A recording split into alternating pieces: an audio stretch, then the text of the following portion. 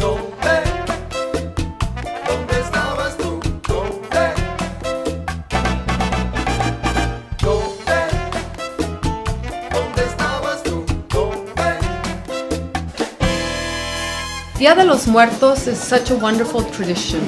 Really has to do with the roots, the indigenous roots in Mexican culture. It's so beautiful and it's very meaningful. It's like a very holy day. So it's really magical to be here and hold space for people in that way, to transform them into a skull or a sugar skull for the event. And sugar skulls actually come from the Arabic tradition, which the Moors through Spain, then in turn coming into Mexico, had created this treat, which was a sugarcane juice molded skull. Generally speaking, what happens in Mexico is the name of a loved one is sculpted across the forehead of the sugar skull.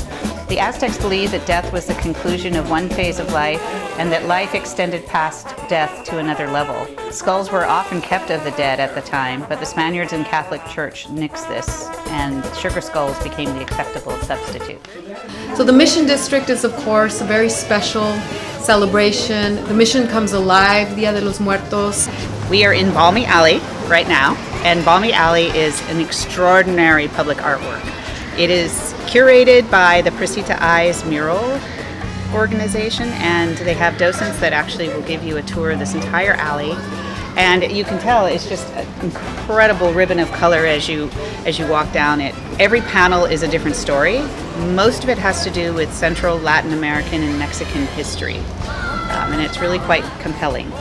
We happen to be standing right now in front of Our Lady of Guadalupe, and she is basically a Madonna. She is a woman who was a very, very saintly individual, and she had a miracle with, walking in the mountains in Mexico. She came upon a grove of roses in the middle of a snowfield and harvested those roses and brought them back to church, and they realized that she was a very, very special holy woman.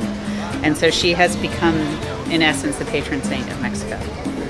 We are going to have thousands of people come tonight to pay respects, to remember their loved ones. It's a spiritual connection. So it reminds us that we can be connected to the spirit world where our ancestors reside.